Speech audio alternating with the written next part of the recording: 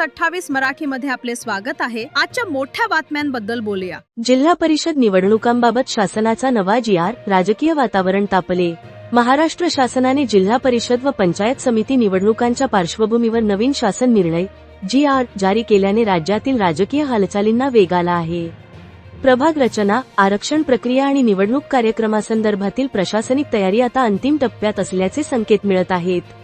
राज्य निवडणूक आयोगाने काही जिल्ह्यांतील जिल्हा परिषद आणि पंचायत समिती निवडणुकांसाठी हालचाली सुरू केल्या असून ग्रामविकास विभागाकडून नवीन आदेश प्रसिद्ध करण्यात आले आहेत। या निर्णयानुसार प्रभाग रचना, गणनिहाय आरक्षण आणि निवडणूक प्रक्रिया अधिक स्पष्ट करण्यात आली आहे। विशेष म्हणजे ओबीसी आरक्षण आणि न्यायालयीन प्रक्रियेमुळे अनेक जिल्ह्यांतील निवडणुका लांबणीवर पडल्या होत्या।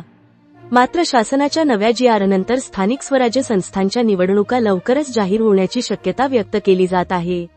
राजकीय पक्षांनीही मोर्चेबांधणी सुरू केली असून इच्छुक उमेदवारांनी गावपातळीवर संपर्क वाढवण्यास सुरुवात केली आहे। पालघर जिल्ह्यातही या निर्णयाकडे विशेष लक्ष लागले असून प्रभाग रचना आणि आरक्षण अंतिम झाल्यानंतर निवडणूक कार्यक्रम जाहीर होण्याची शक्यता आहे। ग्रामीण भागात निवडणुकीचे वातावरण तयार होऊ लागले असून विविध पक्षांकडून संघटनात्मक बैठका सुरू झाल्या आहेत। दरम्यान शासनाच्या या निर्णयामुळे स्थानिक स्वराज्य संस्थांच्या रखडलेल्या निवडणुकांना गती मिळणार असल्याची चर्चा राजकीय वर्तुळात सुरू आहे। मोखाडा प्रमुख प्रतिनिधी जगन्नाथ पाटील यांची रिपोर्ट।